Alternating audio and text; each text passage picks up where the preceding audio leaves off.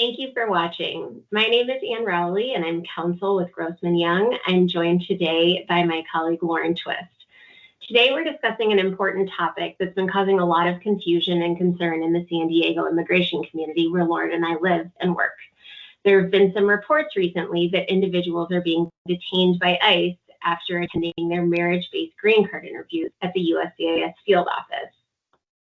And that's right. We've been hearing from immigration attorneys and community advocates that people who either overstayed a visa or don't currently have legal immigration status are at higher risk of being taken into ICE custody immediately after completing their interview.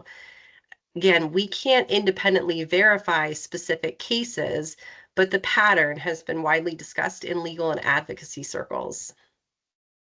So, Lauren, let's talk about how or why this would even happen. Marriage-based green card interviews are normally a fairly routine part of the process, not noteworthy. Couples will go to USCIS, show their marriage is real, and then if everything checks out, which a lot of the time it does, the immigrant spouse usually gets their case approved, typically with indication same day.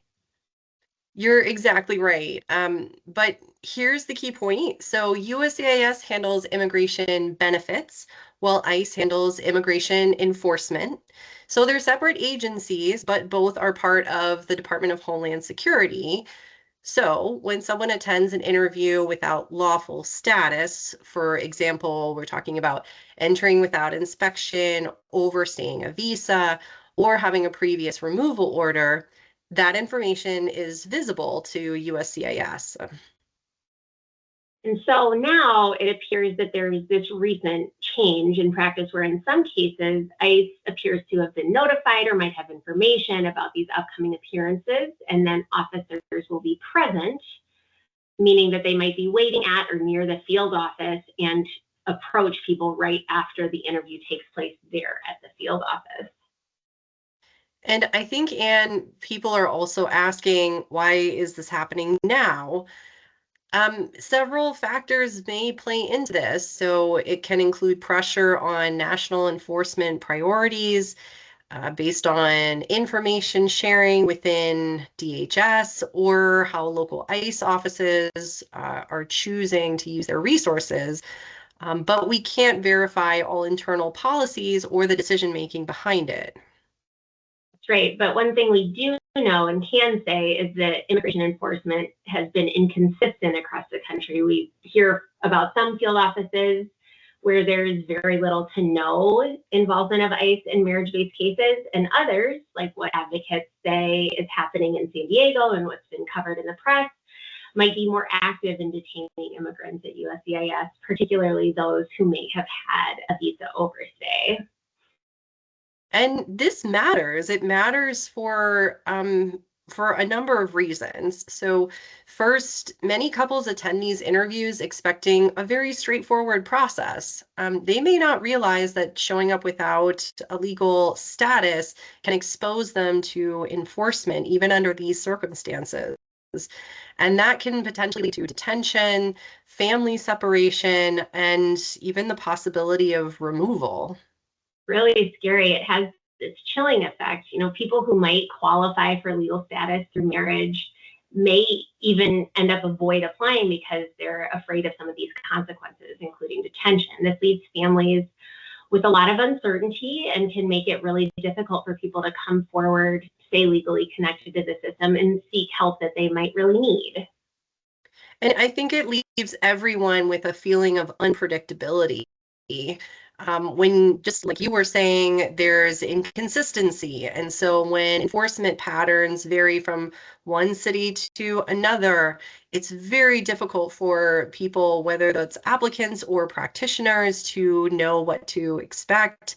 And it makes having that legal guidance in advance even more important. It's really true. And it's really important that everyone know about this. This is important not just for those who are immediately affected, but it's important for the public to know. It's not just an issue affecting the legal community. It affects all of us. Families who live, work, and raise their children here in San Diego are deeply affected, and understanding these risks is going to be something that helps people make informed decisions and seek proper legal advice before attending their appointments. And I think those are great points. And even beyond that, just from a broader public perspective, it highlights how immigration enforcement and immigration benefit systems interact and how that interaction can change, drastically, even depending on changes in policy priorities or resources or in local practices. Speaking of change, it seems to be one of the only things that's constant. And there was just some recent news in the courts on this. Can you explain a little bit about what happened and what it means? Sure. No, I'm glad that you brought that up. There was a federal case just last week. It's called Maldonado Bautista et al. V. Santa Cruz Jr. et al., in case you need to know the whole case name. And the court delivered two major victories against an unlawful DHS detention policy. So the court first granted a motion for partial summary judgment. Essentially, they ruled that this challenged policy of mandatory detention was illegal and confirmed the petitioner's right to get a bond hearing. And shortly after that, the court certified a nationwide bond eligible class of non-citizens. And so this meant that this right to due process under a class action, this has been extended to thousands of other people. So these rulings, they were important. They should help ensure that individuals not subject to other mandatory detention laws are entitled to at least a bond hearing instead of being held indefinitely. It's too soon to say what else may play out as a result of the recent action, but we certainly anticipate more advocacy on this front as the issue develops further. Thank you so much, Lauren. Now, for those of you watching, if you or someone you know is considering a marriage-based immigration process and you don't currently have legal status, this is the time where it's more important than ever to talk to experienced immigration attorneys before attending any interviews or making any big decisions.